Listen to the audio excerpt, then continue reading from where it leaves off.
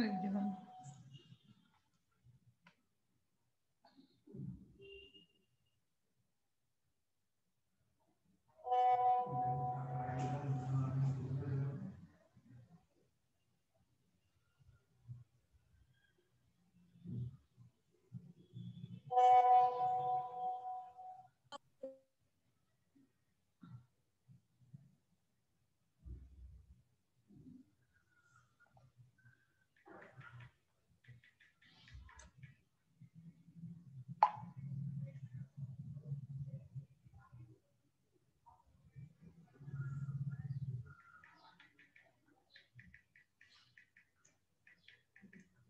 Hello.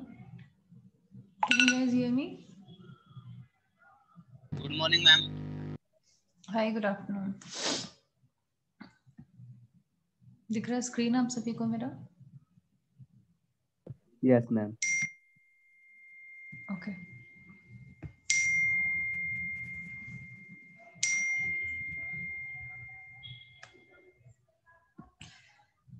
So we are starting a new topic today. हम लोग आज नया कर रहे हैं टॉपिक जो हमने कल कंप्लीट कर लिया था, vocabulary. We completed that in like 3-4 days, 5 days time. उसमें किसी को कुछ issues तो नहीं है. vocabulary के जो भी methods थे वो कल हम लोगों की क्लास होगी तो you guys please bring some newspapers if possible. English newspaper that is I'll just carry अगर मुझे याद रहेगा तो so that we will do the reading, the newspaper reading tomorrow in the class and some introduction things also. And I would request कि जो लोग नहीं आ रहे हैं पिछले टाइम या पिछले क्लासेस में नहीं आए हैं वो कल प्लीज आए और ज़्यादा से ज़्यादा स्ट्रेंथ में एटलीस्ट ऑफलाइन क्लास आप वीक में एक ही क्लास होती है मेरी ऑफलाइन उसको अगर आप करेंगे अटेंड तो बेटर होगा आप लोगों के लिए जो लोग आ रहे हैं उनके लिए ज़्यादा बेटर होगा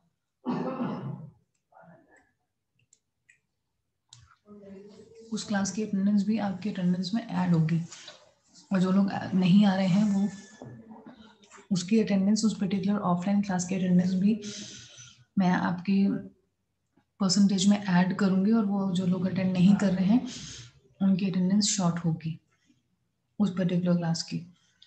तो please try to attend that lecture also, and I would request the females also.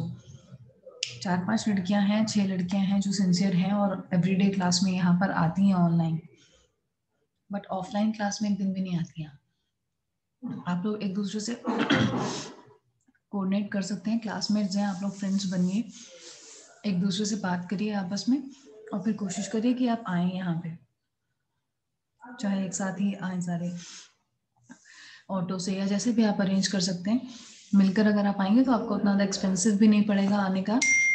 और अगर आप यहाँ फरीदाबाद में या दिल्ली में हैं तो आप क्लासेस के लिए ज़रूर आएंगे कॉलेज में ही. ठीक है, मैं फिर से सिलेबस ओपन कर रही हूँ एक बार आप सभी के सामने, सो दैट आपको पता चले कि हम सिलेबस में कौन से वाले टॉपिक पर हैं, या जो हम आज टॉपिक स्टार्ट कर रहे हैं बेसिकली वो कहाँ और कौन से यूनिट का पार्ट है, ये आपको पता चल जाए.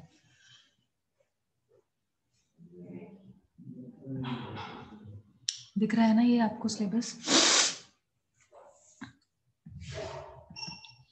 यूनिट सेकंड तो हम कर ही चुके हैं. फर्स्ट यूनिट पर थे फंडामेंटल ऑफ ग्रामर, ये हम कर चुके हैं. ये टॉपिक मैंने आपको, क्वेश्चन मैंने आपको आपके सेकेंड असाइनमेंट में भी दिया है. How to improve command over spoken and written skills and stress on noun and all that.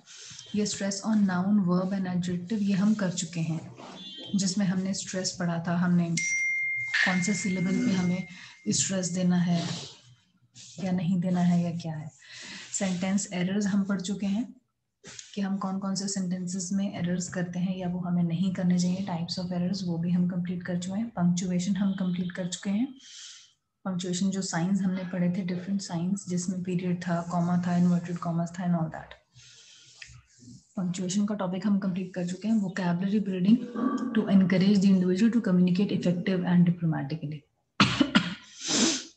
ना जो टॉपिक हमने पिछला भी वोकैबुलरी का इतने दिन तक पढ़ा है, वो टॉपिक बेसिकली यही था, vocabulary building to encourage the individual to communicate effective and diplomatically. Diplomatically, जो डिप्लोमेटिक वर्ड है ना, ये बहुत ब्रॉडर और बहुत बड़ा टर्म है. जो वोकैबुलरी का हमने सारे पॉइंट्स पढ़े हैं कि हमें न्यूज़पेपर पढ़ना चाहिए, या हमें सफिक्स प्रीफिक्सेस पढ़ने चाहिए, न्यू वर्ड्स हमें डेली पढ़ने चाहिए, रीडिंग हमें करना चाहिए, या जो भी हमने मेथड्स अभी तक पढ़े थे, कल जो टॉपिक कंप्लीट करा है उसमें वो सारे मेथड्स एक तरह से वोकैबुलरी बिल्डिंग के, to encourage an individual to communicate effectively. Effectively आप कैसे कम्युनिकेट करेंगे? इफेक्टिवली मतलब without any error, without any hesitation, confidence के साथ. ठीक है.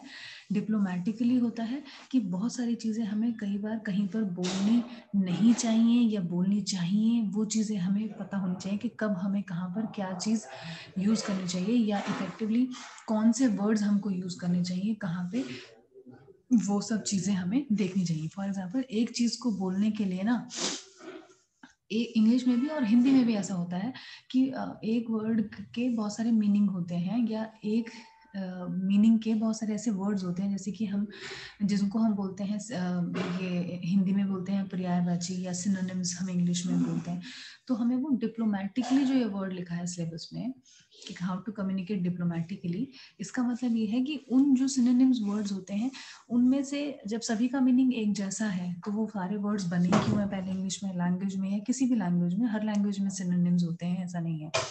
तो वो वर्ड्स जो एक्स्ट्रा बने हैं वो हमें इफेक्टिवली यूज करना आना चाहिए. और diplomatically that means that there can be circumstances where a word is right fit, दूसरी जगह पे शायद वो वर्ड राइट फिट ना हो.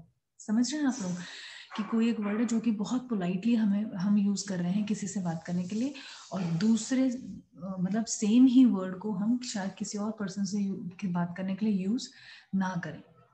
मीनिंग सेम है, बात भी हमें सेम बोलनी है. फॉर एग्जाम्पल, अगर आप कोई बात बोलना चाहते हैं अपने आपस में किसी फ्रेंड्स के साथ, तो आप वो वर्ड यूज कर लेंगे, और वही वर्ड को आप शायद किसी और पर्सन के साथ, मैं भी अपने पेरेंट्स के साथ अगर बात करेंगे तो यूज नहीं करेंगे, चाहे वो सेम बात ही आपको बोलनी हो. तो दैट मीन्स कि आप डिप्लोमेटिक हैं, आप आपको पता है डिप्लोमेटिकली कैसे बात करनी है, अपनी वोकैबुलरी का, ये हमें हिंदी में तो पता है बट हमें इंग्लिश में कैसे पता चलेगा, वो अब हम आज पढ़ने वाले हैं। ठीक है, तो बेसिकली जो टॉपिक हमने कल कवर किया था वोकैबुलरी वाला जो कंप्लीट हुआ है 4 दिन में, वो और जो हम आज टॉपिक स्टार्ट करने वाले हैं वो, ये दोनों टॉपिक मिला के आपका ये वोकैबुलरी बिल्डिंग, ये जो 3rd लाइन से स्टार्ट हो रहा है टॉपिक हमारा 1st यूनिट में और डिप्लोमेटिकली तक जो है, बेसिकली ये टॉपिक है दोनों को मिला के। ठीक है, क्लियर हो गया कि अब हम क्या टॉपिक पढ़ने वाले हैं?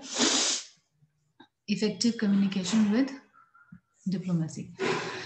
Now, tact and diplomacy are the methods used to aid effective communication. किसी भी communication को effective बनाने के लिए, effective मतलब आप कुछ ऐसी बात बोल रहे हैं जिससे दूसरों पर कुछ इफेक्ट पड़ रहा है, आप किसी को अफेक्ट कर रहे हैं, इफेक्ट पड़ रहा है आपकी बात से किसी और पर, यानी कि मैंने आपको कोई बात बहुत अच्छी समझाई या कोई बात बहुत बुरी मैंने आपको बोली और आपको उसके ऊपर उसका इम्पैक्ट बहुत पड़ा।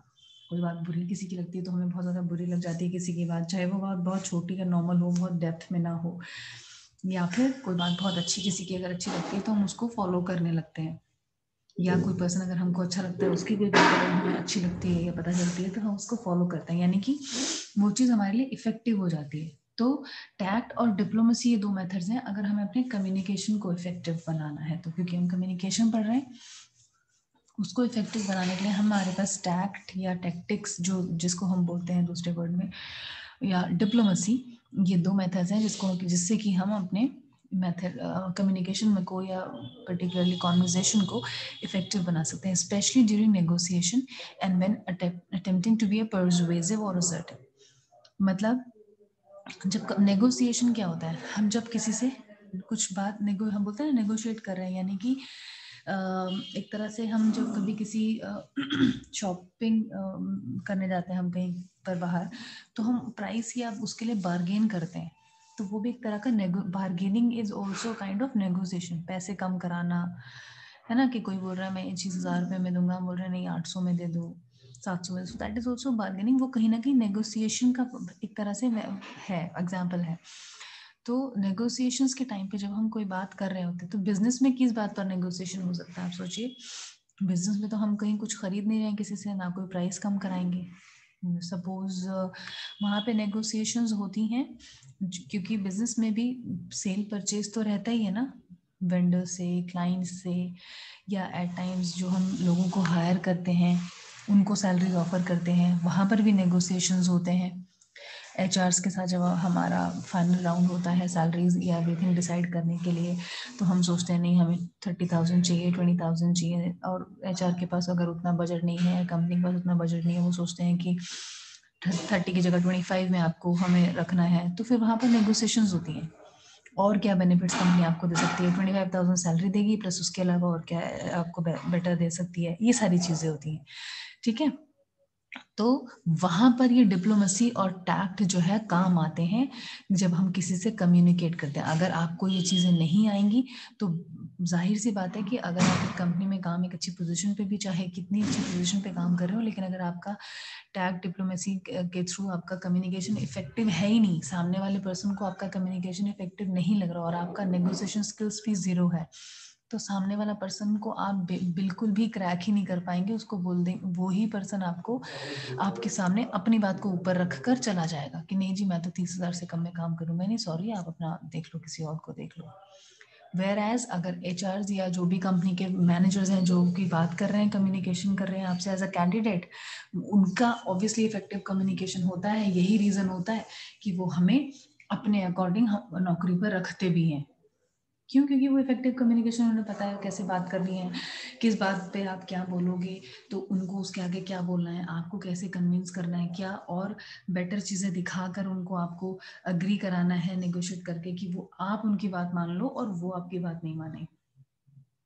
ठीक है, दो चीज़ें होती है ना, दो लोग बात कर रहे हैं, एक आदमी कुछ और बोल रहा है, दूसरा आदमी कुछ और ऑपोजिट बोल रहा है, तो एक आदमी को कुछ ना कुछ मानना पड़ेगा, अगर वो दोनों चीज़ें ऑपोजिट में हो रही हैं, दोनों तो ऑपोजिट चीज़ें एक साथ हो नहीं सकती हैं, या तो हाँ होता है या ना होता है, यस होता है या नो होता है, तो यस होगा या नो होगा, वो चीज़ उस पर डिपेंड करती है जो पर्सन का इफेक्टिव कम्युनिकेशन ज्यादा है, जिसके पास स्किल्स हैं डिप्लोमेसी की, जिसके पास नेगोशिएशन स्किल्स बेटर हैं, जिसका इफेक्टिव है कम्युनिकेशन दूसरे वाले से ज्यादा।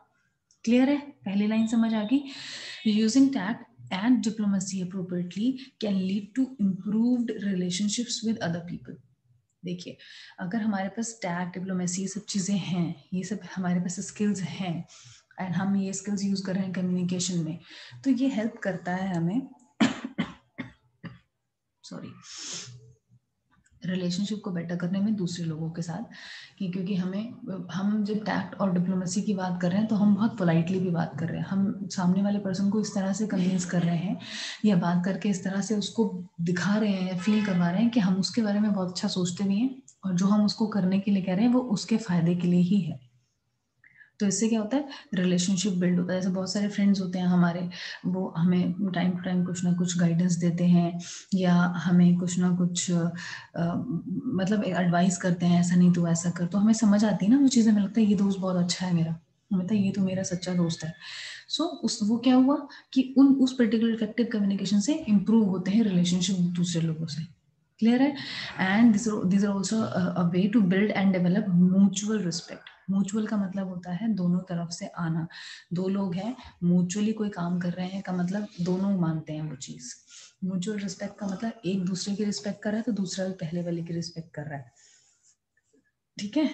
तो कोई पूछे कि what is the benefit out of it, effective communication का या डिप्लोमेसी का क्या बेनिफिट है? एक ये भी बेनिफिट है कि उससे रिलेशनशिप्स इंप्रूव होते हैं, कम्युनिकेशन बेटर होता है, रिस्पेक्ट आती है, म्यूचुअल रिस्पेक्ट होती है लोगों के बीच में, which in turn can lead to more successful outcomes and less difficult or stressful communications। बहुत ऐसा होता है कि कुछ डिफिकल्ट कम्युनिकेशंस हो रहे हैं, मतलब आउटकम तो सक्सेसफुली कुछ ना कुछ निकल के आता है पॉजिटिव, और जो कम्युनिकेशन डिफिकल्ट होते हैं या स्ट्रेसफुल कम्युनिकेशन होते हैं वो नहीं होते हैं अगर हम इफेक्टिव कम्युनिकेशन विद डिप्लोमेसी कर रहे हैं तो। ठीक है? Tact and diplomacy are skills centred around an understanding of other people and being sensitive to their opinions, beliefs, ideas and feelings। किसी भी पर्सन का क्या ओपिनियन है किसी के लिए, बिलीफ का मतलब क्या उसका मानना है, किस चीज को वो बिलीव मतलब मानता है। जैसे कोई रिलीजन का कोई पर्टिकुलर फैक्ट होता है, उसको मानना कि नहीं मैं इस चीज को मानता हूँ, या मैं इस भगवान को मानता हूँ, या मैं इस सच को मानता हूँ, या मैं ऐसी बात ऐसा होता है हाँ मैं ये मानता हूँ, दैट इज कॉल्ड बिलीफ। या किसी का कोई अपना एक आइडिया, कोई अपना एक पर्टिकुलर चीज है जिसके बेसिस पे वो किसी भी वजह से, चाहे कि पास्ट उस एक्सपीरियंसेस की वजह से वो उस चीज को फॉलो करता है या मानता है वो आइडिया, या फिर कोई पर्सन किसी चीज के लिए क्या फील करता है, दैट इज अ फीलिंग। तो टैक्ट और डिप्लोमेसी स्किल्स हैं जो बेसिकली हेल्प करते हैं लोगों को टू अंडरस्टैंड दूसरे लोगों की ये सारी चीज़ों को अंडरस्टैंड करना, दूसरा पर्सन का क्या ओपिनियन है, बिलीफ क्या है, आइडिया क्या है, फीलिंग्स क्या है। ठीक है? Effective use of such skills comes from being able to sense accurately what another person is feeling or thinking at a given time। एक ना स्किल होती है कॉल्ड एम्पैथी। अगर आप लोग चाहें नया वर्ड लर्न करना आज तो एक बहुत अच्छा वर्ड है to learn it, empathy, EMPATHY, empathy. लोग बोलते हैं कि आई एम एम्पैथेटिक। अगर कोई आपसे बोले आपकी स्ट्रेंथ क्या है तो हम ये बोल सकते हैं कि आई एम वेरी एम्पैथेटिक।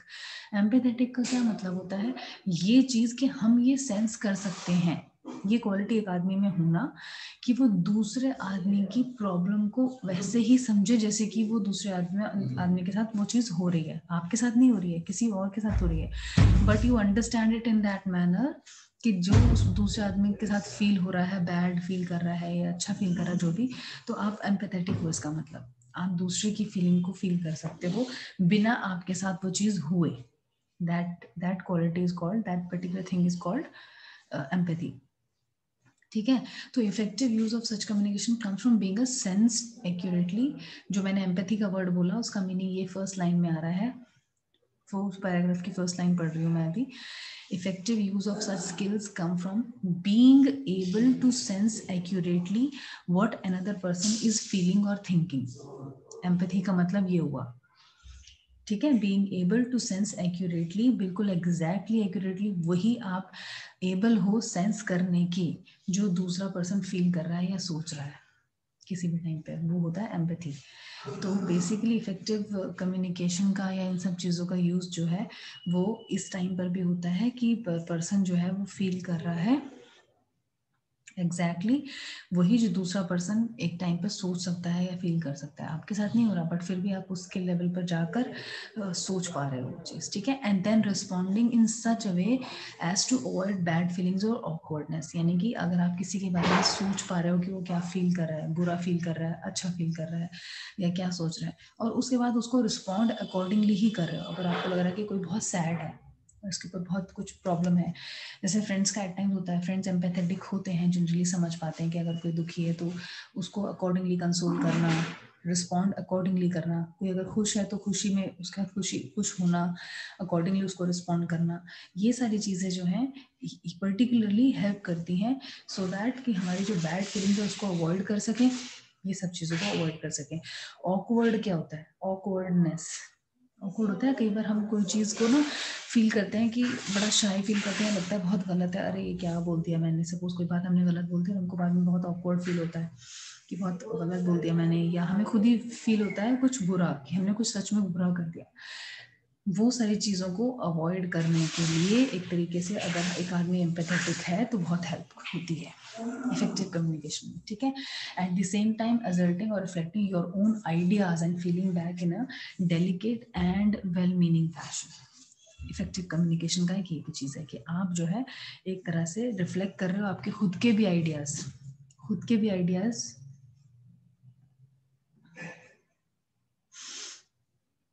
ध्रुव ये क्या चल रहा है, कल आएगा?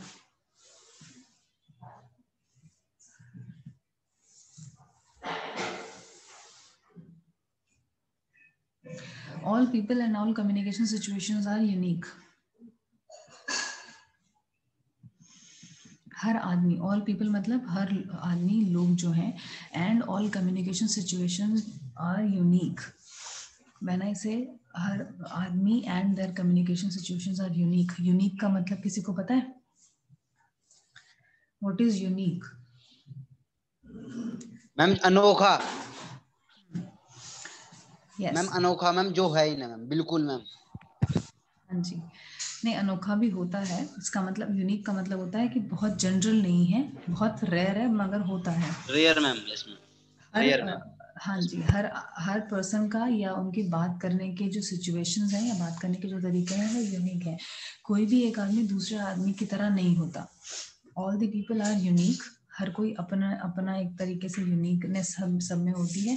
बात करने के तरीकों में भी सबकी यूनिकनेस होती है। जिस तरह से कोई भी पर्सन बात करता है उसके जैसा एग्जैक्टली दुनिया में दूसरा पर्सन कोई और है ही नहीं जो एग्जैक्टली बात कर सके। तो एवरीबडी इज यूनिक, चाहे वो खुद आदमी की बात कर रहे हो हम, ह्यूमन बीइंग की, या उसकी कम्युनिकेशन की बात कर रहे हो, या उसकी कम्युनिकेशन सिचुएशंस की बात कर रहे हो। यानी कि किसी की लाइफ भी सेम नहीं है। हर किसी की लाइफ में कुछ ना कुछ प्रॉब्लम्स या कुछ ना कुछ खुशियां अलग लेवल की होती हैं। हर कोई अपनी चीज़ों को, अच्छी चीज़ों को, हैप्पीनेस को सेलिब्रेट करता है तो अलग तरीके से करता है। सब हर कोई सेम नहीं करता। सेम होते हुए भी एग्जैक्ट सेम नहीं होती है, कहीं ना कुछ यूनिकनेस रहती ही है। Developing effective tact and diplomacy skills require practice and good judgment. Practice तो हर चीज में ही चाहिए, सिर्फ मैथ्स के प्रॉब्लम्स को रिजॉल्व करने के लिए प्रैक्टिस नहीं चाहिए, हर चीज को इम्प्रूव करने के लिए प्रैक्टिस चाहिए। चाहे वो कुछ भी हो, चाहे वो बोलना हो, चाहे वो खाना हो, चाहे वो डांस करना हो, कोई और स्किल लर्न करना हो, चाहे कोई और सब्जेक्ट आप कुछ पढ़ रहे हैं तो उसको रिमेम्बर करना हो, लिखना हो, राइटिंग अपनी इम्प्रूव करनी हो, पढ़ना हो, कुछ भी चीज हो, आपको बेसिकली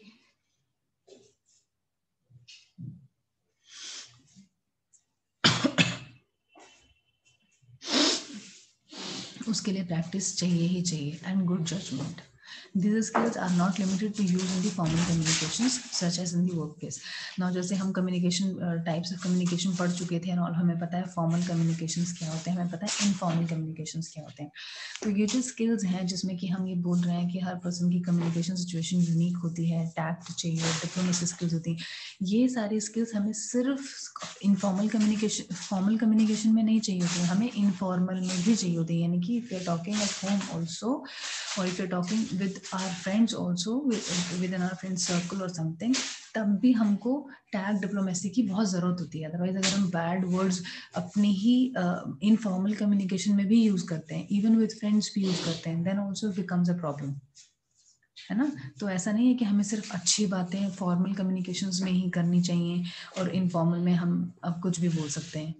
ऐसा नहीं होना चाहिए. So these skills are not limited to use in formal communications, but हमें इनफॉर्मल कम्युनिकेशंस में भी इनकी जरूरत पड़ती है.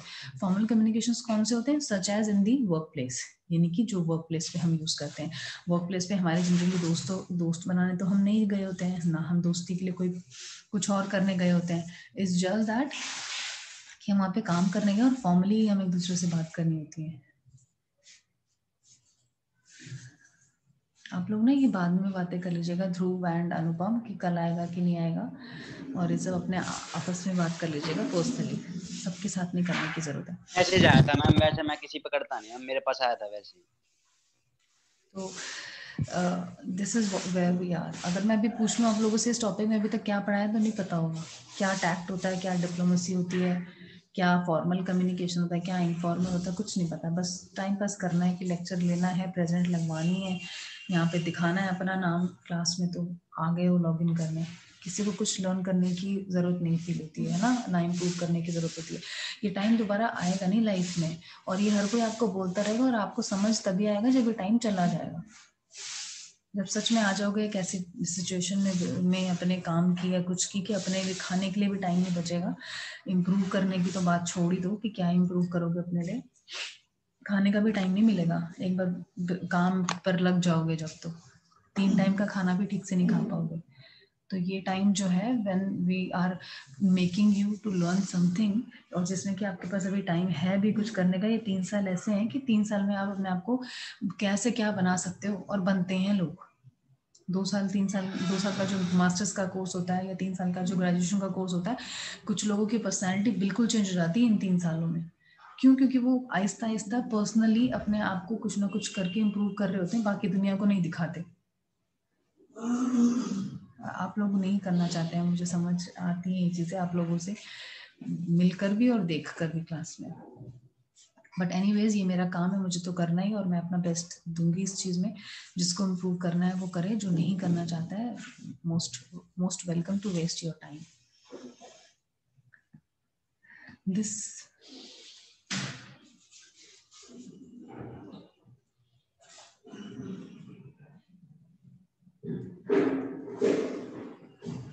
अगर मैं टैक्ट और डिप्लोमेसी की, just give me 1 minute, I am getting a call. Hello, yeah Kashif, hi, I'm in an online meeting. Can I give you a call after some time, after 2 or so? Thank you. The ability to assert your ideas or opinions, knowing what to say and how to say. Ability to assert your ideas or opinion, यानी कि मेरा कुछ opinion है किसी बात को लेके. For example कोई भी ओपिनियन है कि मुझे XYZ एक पर्सन है, बहुत अच्छा लगता है. सपोज एक सेलिब्रिटी है या एक पॉलिटिशियन है, सपोज महात्मा गांधी जी हैं, आई लाइक हिम, ये मेरा ओपिनियन है फॉर एग्जाम्पल. ठीक है. अब उस ओपिनियन को मैं किस तरह से सामने वाले को बताती हूँ, अपने आइडिया को किस तरह से बताती हूँ, ये डिपेंड करता है. ये मेरा टैक्ट है, टैक्टिक है, या ये मेरा टैक्ट है कि मैं कैसे अपने आइडियाज और ओपिनियन को दूसरे तक बताती हूँ. That is the ability. Knowing what to say, ये मुझे पता है कि व्हाट टू से क्या कहना है, हाउ टू से कैसे कहना है. व्हाट टू से और हाउ टू से का मतलब पता चल रहा है आपको, मैं क्यों बोल रही हूँ. हर किसी को तो बोलना आता ही है, क्या कहना है और कैसे कहना है. yes. तो फिर यहाँ पर हम इतना डीपली क्यों पढ़ रहे हैं इस चीज को कि व्हाट टू से हाउ टू से. यानी कि कोई भी बात अगर हम किसी से बोल रहे हैं, हमें पता होना चाहिए कि हम किससे बात कर रहे हैं, किस पिच में बात करनी है. पिच का मतलब वॉल्यूम. जब हम बात करते हैं तो ऊंची आवाज रखनी है या नीची आवाज रख के बात करनी है, या ऊंची आवाज रखनी है तो किस तरह की होगी वो पिच. उससे ये पता चलेगा कि आप किसी छोटे से बात कर रहे हो या बड़े से बात कर रहे हो. एक होता है कि ऊंची आवाज में बात करना क्योंकि आप दूर तक किसी आदमी को ठीक से समझाना चाह रहे हो अपनी बात. एक होता है कि आप ऊंची आवाज में बात करना चाह रहे हो क्योंकि सामने वाले को नीचे दिखाना चाह रहे हो. तो हाउ टू से, ठीक है. जैसे कि आप देखिए, मैं कुछ बात अगर आपको बोल रही हूँ तो ये एक तरीके से पोलाइट मैनर में भी है, या मैंने अपना पिच हाई नहीं किया. अभी जैसे मैंने आपको थोड़ी देर पहले कहा, मैंने अपना पिच हाई नहीं किया। पिच का मतलब मैं आपको चिल्ला भी सकती थी, मैंने चिल्लाया नहीं, बट मैंने अपने थोड़े से हार्ड वर्ड्स यूज कर दिए और आपको बता दिया। सेम पिच पे मैंने आपको बोल दिया कि आपको ठीक है, जिनको पढ़ना है वो अच्छे से पढ़ें, जिनको नहीं पढ़ना है वो चले जाएं, ये बोला मैंने। तो यही चीज मैं ऊंची आवाज में भी आपको बोल सकती थी, शायद कुछ और वर्ड्स बोल देती, समझ रहे हो? सो हाउ टू से, ये था हाउ टू से, एंड व्हाट टू से कि मैंने क्या बोला। अगर ये चीज कुछ और 2-4 वर्ड्स बैड वर्ड्स यूज करके मैं बोलती तो वो व्हाट टू से हो जाता कि मैंने क्या कहा। समझ आ रही है आपको बात? सो टैक्ट या डिप्लोमेसी क्या होता है? The ability to assert your ideas and opinions, knowing what to say and how to say it without damaging the relationship by causing offense. Without damaging the relationship का क्या मतलब हुआ? जिस किसी से हम बात कर रहे हैं उससे कोई ना कोई रिलेशनशिप तो है ना हमारा, और कोई भी रिलेशनशिप ना भी हो तो एटलीस्ट ह्यूमैनिटी का रिलेशनशिप तो है। We all are humans first, और ह्यूमंस से एटलीस्ट हम दूसरे पर्सन से अगर आराम से बात नहीं कर सकते तो हम तो फिर मतलब बेसिक जो ह्यूमन हमारा बीइंग ह्यूमन होने का जो राइट है, या हम ह्यूमन ही नहीं है फिर तो उसका मतलब, if we are not following the basic human tactics. तो बेसिकली हमें क्या बोलना है, किससे कितना बोलना है, कैसे बोलना है, सो दैट हमारा रिलेशनशिप डैमेज ना हो। जैसे कि कोई भी 2 पर्सन है आपका, और सपोज मेरा एक रिलेशनशिप है, लेक्चरर एंड या टीचर एंड स्टूडेंट का एक रिलेशनशिप है, वो डैमेज नहीं हो। मुझे भी पता होना चाहिए कि यू बीइंग द स्टूडेंट, आपकी भी एक सेल्फ रिस्पेक्ट है and I am not damaging it. आप कुछ बात अगर बोल रहे हो तो आपको पता होना चाहिए कि आप टीचर से बात कर रहे हो तो आपको और ज्यादा कॉशियस होना है इन चूजिंग दी वर्ड्स।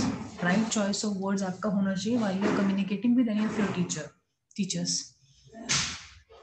ठीक है। ऑफेंस का मतलब होता है किसी बात को का बुरा कोई अगर मान लेता है, तो सपोज मैंने आपको कुछ कहा या XYZ पर्सन ने आपको कुछ कहा और आपको वो चीज ठीक नहीं लगी, आप ऑफेंसिव हो गए। इसका मतलब आप उसको एज एन ऑफेंस ले रहे हैं। आप उस पर्सन को बोलेंगे आपने जो ये बात बोली मुझे आपके वर्ड्स ठीक नहीं लगे, या मुझे आपकी बात ठीक नहीं लगी, या मुझे आपके ओपिनियन ठीक नहीं लगा, जो आपने बोला जिस तरह से आपने बोला मुझे ठीक नहीं लगा। So that is called an offence. तो हम जब भी कभी बात कर रहे हैं, हमारे पास एक एबिलिटी होना कि हम अपने आइडियाज और ओपिनियंस को रख रहे हैं और हम प्रॉपर तरीके से यूज कर रहे हैं ये चीज कि हमें क्या बोलना है, कैसे बोलना है, कितना बोलना है, क्या चॉइस ऑफ वर्ड्स बोलना है, कि हमारा रिलेशनशिप दूसरे पर्सन से जो है वो डैमेज नहीं हो और कोई ऑफेंस भी क्रिएट ना हो, कोई ऑफेंस भी कॉज ना हो उससे। इसको हम कहते हैं या डिप्लोमेसी। समझ आया कि हम वोकैबुलरी जो इम्प्रूव करने की कोशिश कर रहे हैं और हम इफेक्टिव और डिप्लोमेटिक कम्युनिकेशन की बात कर रहे हैं, वो कैसे होएगा? इस तरह से होगा कि हमारे पास एक एबिलिटी हमने जनरेट कर ली अपने अंदर या डेवलप कर ली हमने अपने अंदर, कि हमें पता है कि हमें क्या बोलना है, कितना बोलना है, कैसे बोलना है, किस पिच में बोलना है, कौन से वर्ड्स के साथ बोलना है, और किस टाइम पर। अब गुस्से में भी अगर हम हैं या किसी सामने वाले पर्सन को हम पसंद नहीं करते हैं, इवन देन अगर हमारा काम ऐसा है कि हमें उसके साथ काम करना ही पड़ रहा है, चाहते ना चाहते, तो भी हम अपनी पर्सनालिटी को कैसे रख रहे हैं, ये होता है डिप्लोमेटिकली हैंडल करना। एक होता है कि मुझे सामने वाले पर्सन का पसंद ही नहीं है, बात ही नहीं करना मुझे उससे, लेकिन फिर भी मेरा काम है उससे और मैं बात ही नहीं कर रही हूँ। So that is also wrong. अगर हम एक रिलेशनशिप यानी कि ऑफिशियल रिलेशनशिप में है, हम एक साथ एक जगह काम करते हैं, एक ऑफिस में काम करते हैं, तो चाहे हम एक दूसरे को ना भी पसंद करते हैं, हमें फिर भी एक दूसरे से बात तो करनी पड़ेगी ना। तो वो होता है डिप्लोमेसी, कि हमें पसंद नहीं आ रहा फिर भी हम उससे एक तरह से इतने अच्छे से बात करें कि सामने वाले को समझ ही नहीं आ रहा कि हम उसको पसंद नहीं करते। तो ये ज्यादातर फॉर्मल कम्युनिकेशन में होता है, क्योंकि अगर मुझे कोई पर्सन मेरे ऑफिस में काम करता है वो पसंद नहीं है तो कंपनी उसको निकाल तो नहीं देगी सिर्फ इसलिए कि वो मुझे पसंद नहीं है या XYZ 4 लोगों को और पसंद नहीं है। समझ आ रही है? तो इसीलिए हमें डिप्लोमेसी भी लर्न करनी पड़ेगी कि कोई पर्सन अगर हमें नहीं पसंद है या पसंद है बहुत ज्यादा, तो हम अपनी फीलिंग्स को कैसे कंट्रोल करें कि हमें कितना दिखाना है कहाँ पे। Even if you like somebody at your office place, you cannot show it. If you don't like somebody, even then you can't show it. So that is called diplomacy. तो कोई चीज एक्चुअल में वैसी नहीं है फिर भी हम उसको वैसा दिखा रहे हैं कि ऐसा ही है। कोई पर्सन हमें नहीं पसंद और हम उसको दिखा रहे हैं बहुत पोलाइटली बात करके, यानी कि उसको लगता होगा कि वो हमें बहुत पसंद करता है, या एटलीस्ट कुछ ना पसंद और पसंद वाली बात भी नहीं है, बट नॉर्मल है। क्लियर है? Tact is an art of making a point without making an enemy. कि आइजैक न्यूटन ने बोला है। Isaac Newton was a great scientist, everybody knows. उन्होंने टैक्ट को कैसे डिफाइन करा है? It is an art of making a point, अपना पॉइंट बनाना। एक ये आर्ट है टैक्ट, अपना पॉइंट बनाना without making an enemy. Enemy का मतलब क्या होता है? दुश्मन। कि हमारे मैम मैम हाँ जी मैम इसका मैम टैक्ट का एक मैम एग्जांपल देना, जैसे कैसे बना सकते हैं अपना एक पॉइंट।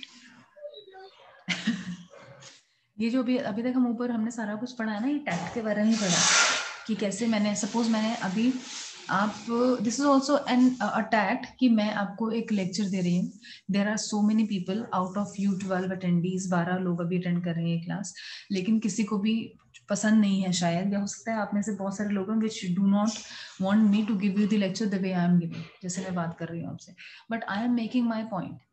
मतलब मैं अपना पॉइंट को रख रही हूँ, आप लोगों को बताने की भी कोशिश कर रही हूँ और ये समझाने की भी कोशिश कर रही हूँ कि जो मैं आपको बता रही हूँ वो आपके बेनिफिट के लिए और ठीक है। अनुपम म्यूट कर दो बेटा अपने आप को। तो मैं आपको बताने की कोशिश, अपना पॉइंट रखने की कोशिश कर रही हूँ कि आप लोग ऐसे हो, ऐसे नहीं रहना है, ऐसे बनना है, ऐसे नहीं बनना है।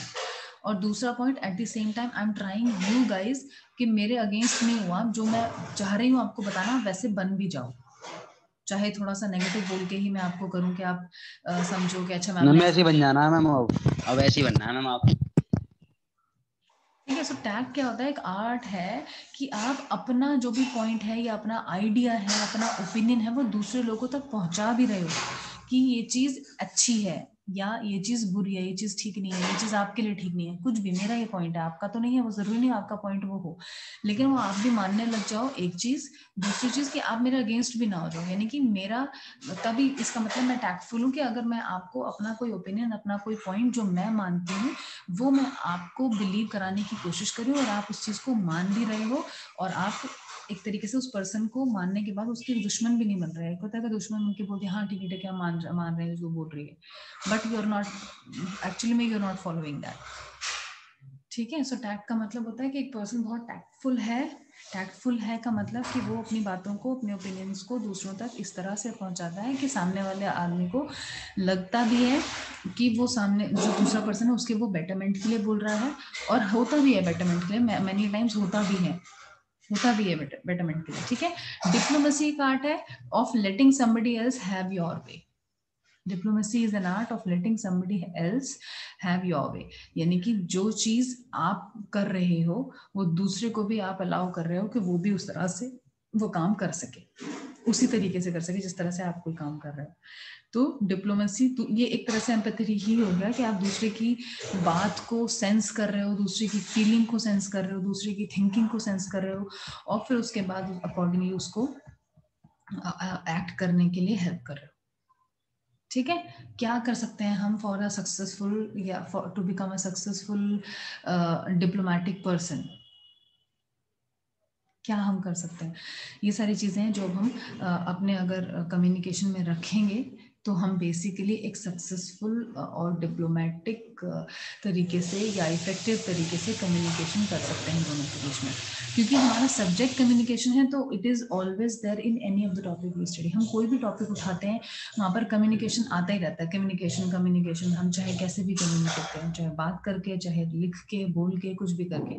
फर्स्ट और सेकेंड यूनिट जो है आपके सिलेबस की वो ज्यादा फोकस कर रही है बोलने वाले कम्युनिकेशन पे, तो बोलने वाला जो काम है वो सीख लो अभी। सेकेंड और फर्स्ट और सेकेंड यूनिट ऑलमोस्ट कंप्लीट हो गई है, और अभी एक भी बच्चा क्लास में ऐसा नहीं है जो प्रॉपर तरीके से अपना इंट्रोडक्शन भी दे पाए।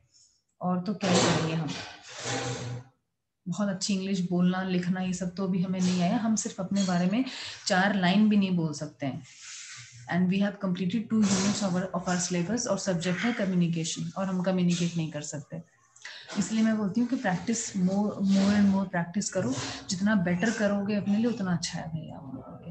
बात जिस तरह से कर रहे हो ठीक है, जो बात कर रहे हो वो भी ठीक है, बट इसको बेटर बनाना है बस, क्योंकि बहुत सारी गलतियां करते हो आप सभी लोग, और मैं भी करती हूँ, हर कोई करता है और हर कोई करता रहेगा। Even the person of the age of 60-70 years वो भी परफेक्ट नहीं बन जाता, कोई परफेक्ट नहीं बनता इंसान, बट हमेशा स्कोप रहता है इम्प्रूव करने का, और अगर हम ओपन है इम्प्रूव करने के तो करते ही रहेंगे। क्लास ओवर होने वाली है, अटेंडेंस मैंने ली थी, 11-12 बच्चे ही थे आज। कल ट्राई करिए आप कॉलेज में आइए ज़्यादा से ज़्यादा स्टूडेंट्स, ठीक है। सेकेंड लेक्चर है मेरा, आई हाँ जी, वो न्यूटन के जो पहला है उसका नाम वो आइजैक है या इसाक है? आइजैक न्यूटन बोलते हैं उनका नेम, आइजैक न्यूटन, सर भी लगता है उनके नाम के आगे। सर तो वो, आइजैक न्यूटन। हाँ सर आइजैक न्यूटन, सर की उनको उपाधि मिली थी एक तरह से, because he was a great scientist. ठीक है, उनके उनकी कंट्री ने उनको दिया था कि he is a sir basically, क्योंकि उन्होंने बहुत बड़ी बड़ी इन्वेंशंस की हैं जो पूरी दुनिया आज भी फॉलो करती है।